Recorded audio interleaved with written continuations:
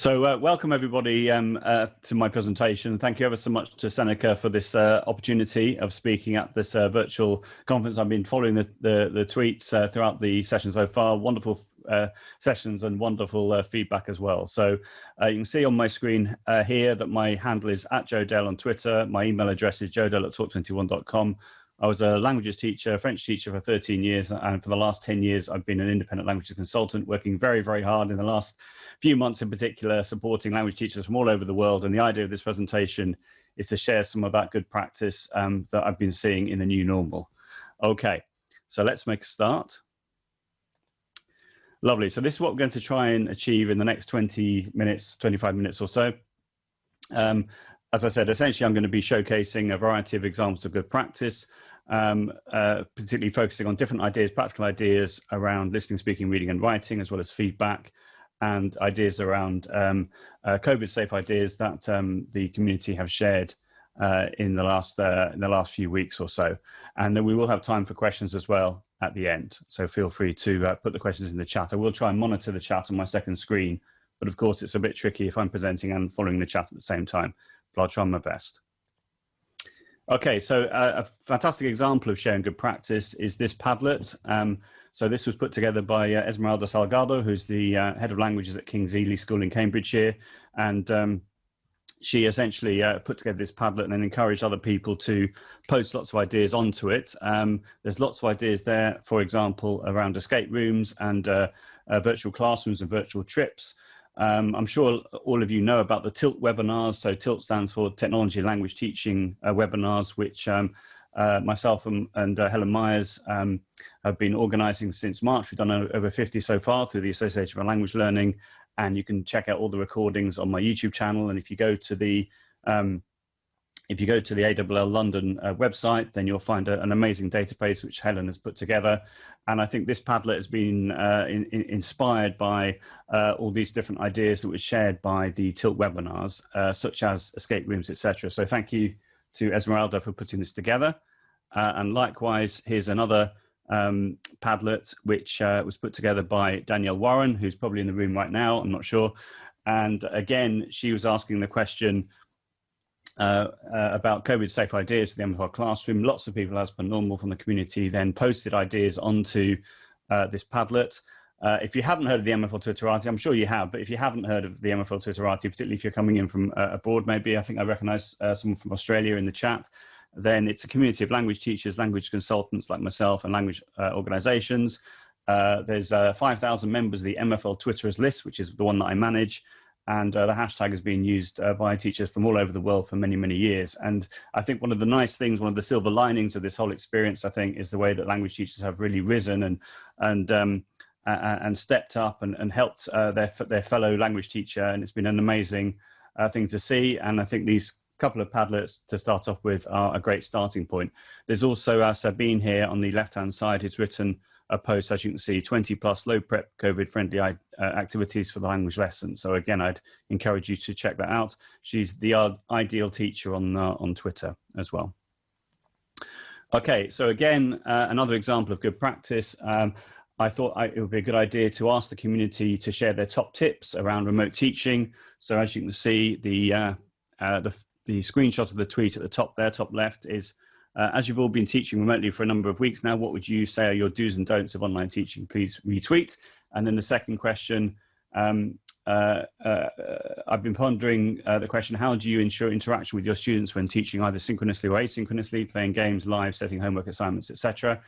And we had lots and lots of really cool ideas that came through. And so what I did was, as I normally do with this sort of crowdsourcing experiment, is I condensed all the ideas into bullet points, and they're all available via that screenshot there.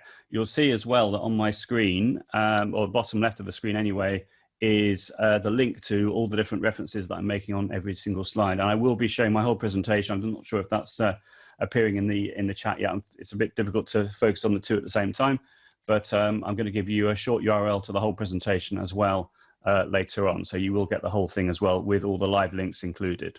Okay. Right, I'm going to play you a little video now, if that's okay, which is a couple of minutes long, but I think it's worth watching the whole thing because again, I asked the MFL Twitterati to share their experience of how they felt that remote teaching had changed their pedagogy, and if there had been a pedagogical shift during lockdown, and obviously and beyond now that we're back face to face. And I've made a compilation of all these different tweets. So I'm going to play this video for you now, if that's okay, and then I'll carry on talking in a couple of minutes, if that's all right. Here we go.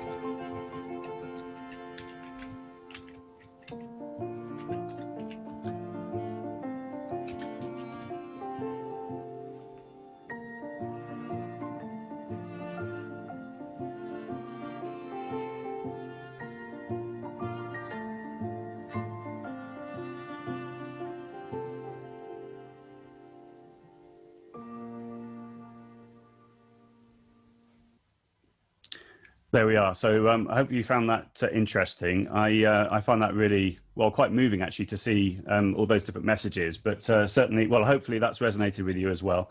So now we're going to start off by looking at some listing ideas. This was shared by, as you can see, sorry, I can't see the link at the bottom of this screen. Anyway, this was based on the sort of the listing pyramid idea. So in the Google Slides presentation, this teacher has used the insert audio function, which I'm going to talk about more in a second. And as you can see, it says, listing pyramids start at the top and right. What you hear, the sentence gets more and more complex each time.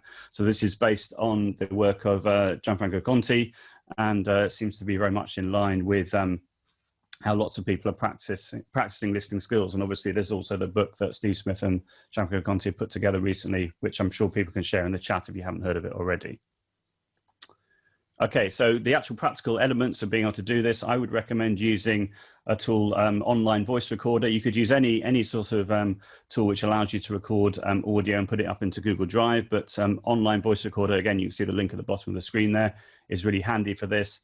You then have to basically put it into Google Drive. You need to make it a shareable link by right-clicking and making it available to either anyone in your domain or anyone with the link, and then everyone will be able to hear it. So in a school environment, it'll be anyone from your domain. And then in Google Slides, you go to Insert Audio, and then you can add audio into your Google Slides presentation, which could be good for speaking practice or for audio feedback. Again, once you've inserted the audio into your presentation, you can then format it. You can also right-click the loudspeaker icon and replace image. So you could actually have like an image, which when you click on it, it'll play the audio. I've seen a nice example of that with Bitmojis as well. So that's worth checking out also. Okay, here's Mark Connolly. I've got 1.5 minutes of audio here of him describing some ideas on how you can use the insert audio function in the World Languages Classroom. He's from the States and he's done a Tilt webinar for us as well around use of audio. Here we go. Hi there, my name is Mark Connolly. I'm at SR_Connolly on Twitter. I saw recently that Google announced the ability for users to embed MP3 or WAV audio files right from Drive into slides. That's pretty exciting. That's something I've tried to do awkwardly for the last few years, but now the ability to do it native right in Drive and slides is pretty exciting, like I said. For individual students, this means tracking speaking samples throughout the year. It could mean narrating scenes or picture sequences akin to old AP exams. It could mean creating sort of interactive, clickable images to describe school or family or city scenes. It could also be an audiobook, whether that's a interpretive reading, a sort of audible version of something, or it could be an original narrative, which would be even more interesting. At the class level, they can do all the same. They can contribute to larger projects. They could even contribute perhaps to more complex narratives, an original story, even a choose your own adventure. It could be a point or counterpoint on a hot button topic or a topic that students care about. I'd also be interested in creating interactive listening activities where students have to match an audio to a scene or vice versa. So those are just a couple of ways that I've thought of before the more broad release of this function, ways that I've thought of bringing this into my classroom. Okay, so thanks to Mark for that little bit of audio. I've been trying to answer some of the questions as well in the chat as well as on Twitter, or retweet things on Twitter. So it's all good fun. We're multitasking. Okay, so this is a really interesting tweet from Rachel Grice. As you can see, she said, can someone please remind me what the decisional rules are about core repetition and speaking work, which is obviously, very much at the top of our minds, particularly in relation to speaking in the classroom. If we can't move from the front, if we have to be able to do everything, with the social distancing, how do we do that? What are the official guidelines? And as you can see, Steve has said, my understanding is there are none. Baliseco inquired with the DFE and there was no response. And then, as you can see, Claire has talked about the fact that ultimately it's down to the school, the head teacher, and their risk assessment, which I think is, well, not being political, but pretty poor that the government haven't given clear guidelines, but then maybe they would be liable as a result of that. I don't know. Okay. And then this is the reply that Claire got from the government when she asked about speaking or singing in the COVID-safe classroom. And very disappointingly, in my opinion, she was given this sort of like blank response and didn't really address her question at all, just giving a basic link to advice around coronavirus strategies or against people catching coronavirus from the government. So there we are. Okay, moving on. A really nice tool, I think, for practicing speaking is Quicker Conversations in particular. Quicker is spelled Q-W-I-Q-R. This was developed by a physics teacher in the southwest of England. And of course, language teachers are normally leading the way on the use of technology. And so language teachers jumped on it straight away to see how it could be used. The original way that most people were using it was with attaching audio to an individual QR code for feedback and wall displays and what have you. But then the developer created this Quicker Conversations feature, which allows you to have a asynchronous threaded conversation thread with students. So of course, for conversation practice for languages, this is absolutely brilliant. Normally I would demonstrate this live, but I'm limited on time. So here's a YouTube clip on how to do this. But essentially what you do is you start what's called a Quicker Conversation. You then share the link with the students. So I could do this sort of like live in the chat, as it were. You can then all record your audio. It will then all appear on the screen. You can also moderate all the audio as well. All the audio is saved in servers in the UK, or if you're from the EU, then it will be saved in servers on the EU. And you can also lock the conversation once all the audio has been recorded. You can also add images and text, all for free. The audio is stored there for 3 months, but if you want it to be there permanently, then you have to pay like £1.50 a month, and that's all. So it was created by a physics teacher. It's a brilliant feature, and he's told me, because I've had quite a few chats with him, he's told me that he's not going to make the conversations option paid for. It's going to carry on being free. So I just think it's wonderful. So do check that out as well. Here's a blog post I wrote for the Linguoscope Facebook group, Modern Languages Teachers Lounge, which at the time was public. It's now private, which means I decided to take the article and put it into a Google Doc, which is at the bottom link there. And essentially, I've shared all my ideas around speaking and listening skills using technology over many, many years. And it took me a couple of days to write this, but it's had a lot of Twitter love, as well as on Facebook as well. And you're free to use it to practice speaking asynchronously or synchronously in the classroom.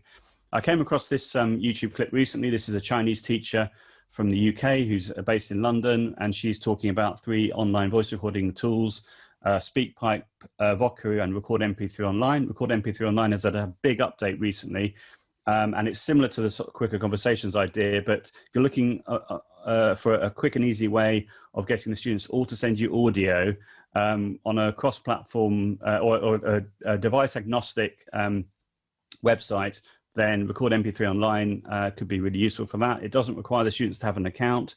It just needs to put their name, and they can make up a name, of course, and everything's sent straight away to your account. So as a teacher, you have to have an account, but the students don't need to. So do check that one out by that video. And I think it's another interesting idea around speaking.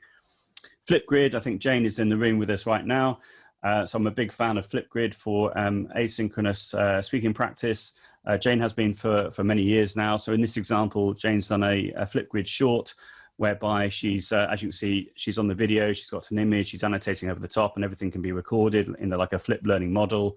So she's practicing some grammar there with her students. Great stuff. On the right-hand side, she's got a screenshot of what looks like a PowerPoint. So she's talking about the passé composé using être as the auxiliary verb. So everything is being recorded and saved into a grid, or a group as it's now referred to. On the left-hand side, you've got a video from a teacher called Sam Carey, which is Kary.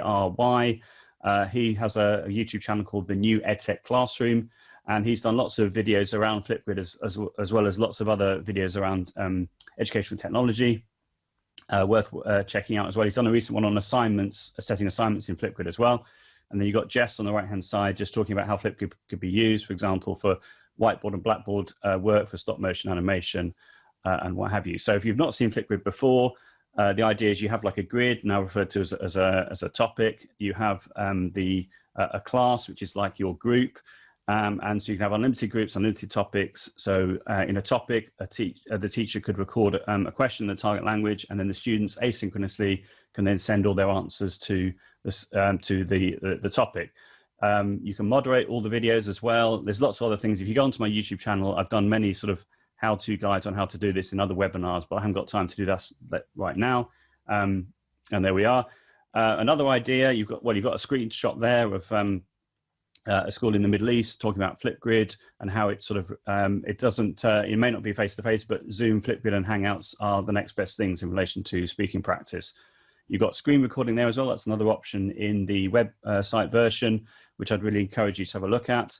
In other webinars, I've done an example using Google Earth, recording my screen in Google Earth, clicking on the I'm feeling lucky option on the left-hand side, which basically will take you anywhere in the world, and a little bit like a sort of dynamic photo card practice idea.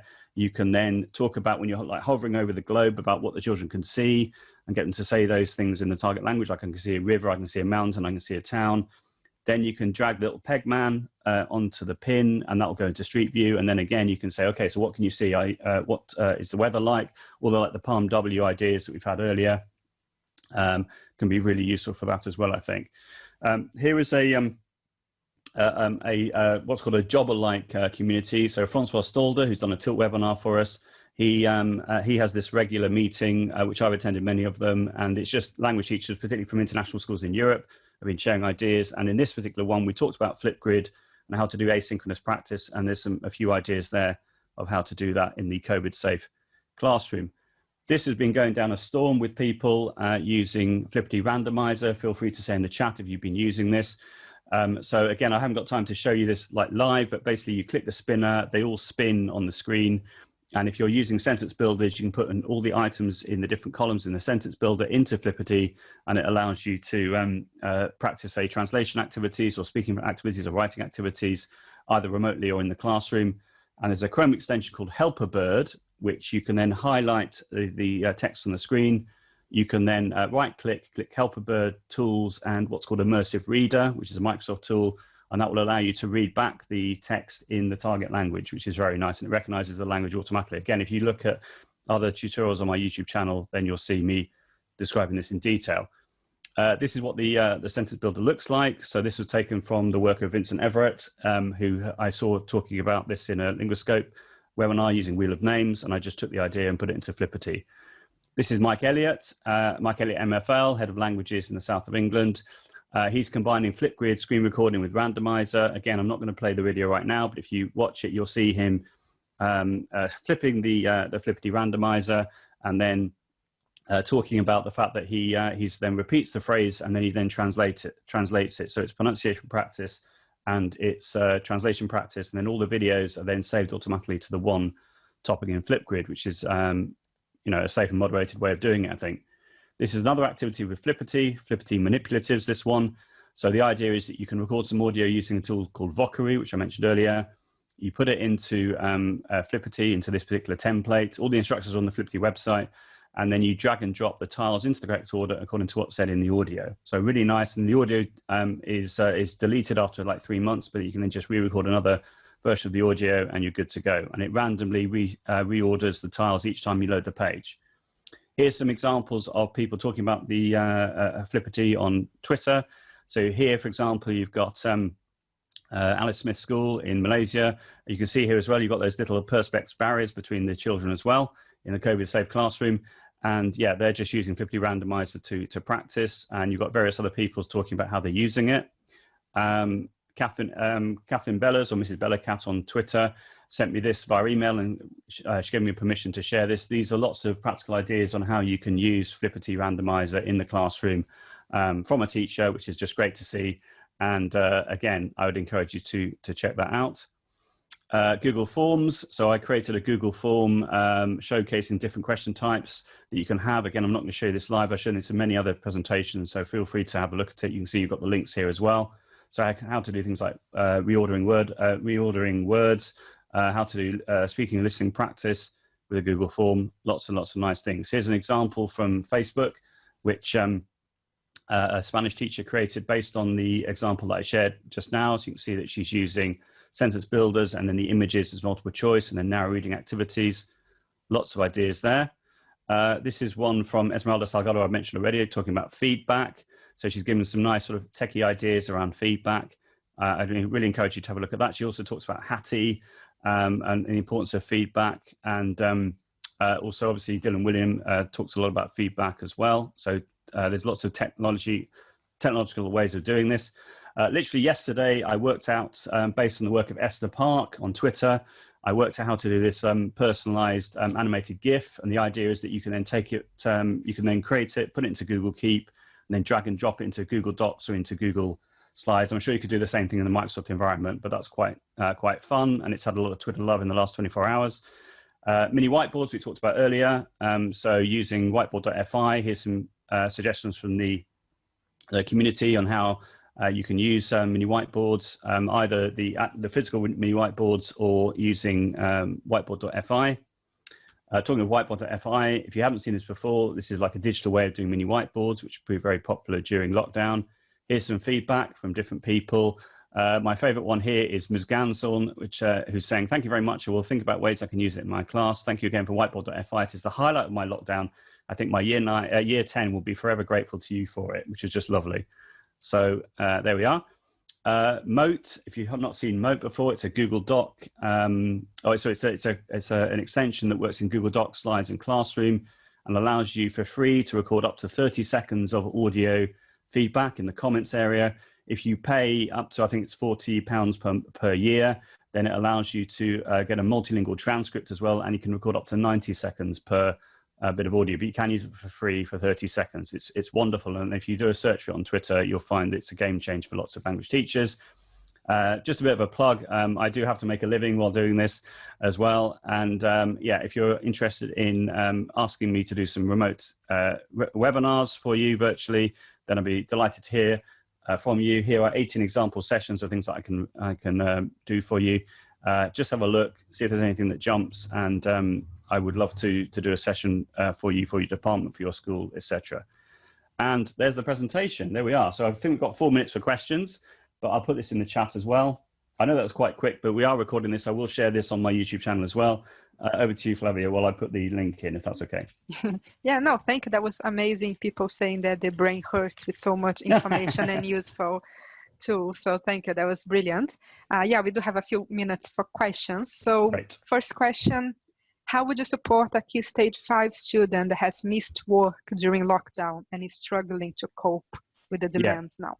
Yeah, that's a great question. So I would say that screencasting would be one idea. So in other words, if you've already got your existing PowerPoints or Google Slides presentations, if it was to say a PowerPoint, you can then record a voiceover, save it as a video, or you could use a tool like Loom or Screencastify and record the screen and then share the PowerPoint with that particular student. And then of course, it wouldn't be just for that one student. You can then use those resources the following year to help, because who knows what's going to be happening next year. But you can, I'm not saying that you would make a personalized resource just for that one student. I would make a generic resource around that particular PowerPoint or Google Slides presentation and then share that with the student. So in other words, creating like a flip model, creating some video resources. You could use Flipgrid as well if you wanted to, and share videos in a particular topic. Those sorts of ideas, I would say, would be the way forward.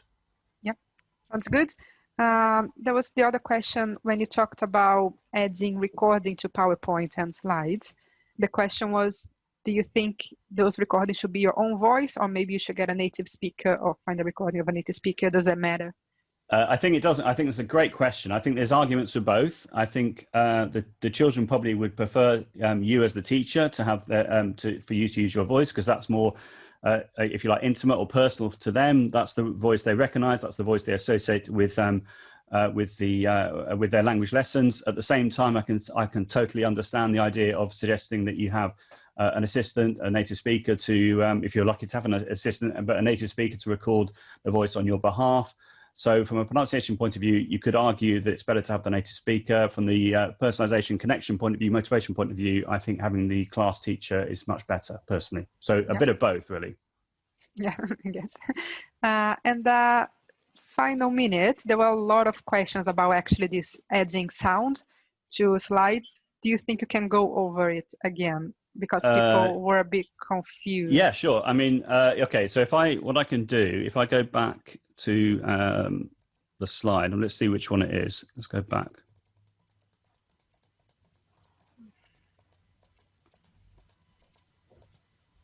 I think that's better than just me asking all of the questions one by one. Okay, so basically, to record the audio, you can use different ways of recording it. It just has to be able to upload to Google Drive. So I would suggest that online voice recorder, the link's at the bottom there, is a nice way to do that, and it works on any device. So online voice recorder allows you to record the audio in the browser. You can then edit it. In other words, remove the beginning, remove the end. Then when you click save, it saves as an MP3 file automatically. You then have to upload that MP3 file to somewhere in your Google Drive. And once it's in Google Drive, what's important is that you right-click the audio and you make it what's called a shareable link. So if you click, I think it's get link, it says, and then the sharing options come up, and it will say restricted. So if you click on the restricted option, it will then either say, depending on your situation, it will either say share only with your domain or anyone with the link.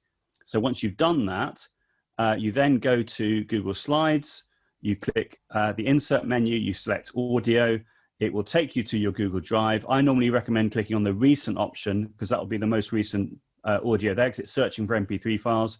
You select the audio and then you then insert it. And then on the next slide, as you can see there, I've clicked on the recent tab, or the screenshots of the recent tab. You select the audio, you can then format it, you can change the color. If you want to change the image of the loudspeaker icon, you just right click it and you select replace image, and then you can then add your own image which means that when you run the slideshow, you can click on that particular image and it will play the audio. So you could, for example, have a Bitmoji. So I've seen an example of a Bitmoji classroom with the Bitmoji character there. You click on the Bitmoji, they then give a clue in the target language, and the answer is somewhere in the room that you then have to work out as a visual clue, which is quite fun as well. Hopefully that's clear now. Yeah, I think that made it a lot more clear. Thank you very much. That's okay. And thank you very much for doing this presentation. It was really, really, really great. No problem, my pleasure. So I can answer any other questions on Twitter as well, no problem at all. Yes, that would be great. Just go for @JoeJo and then he'll get back to you.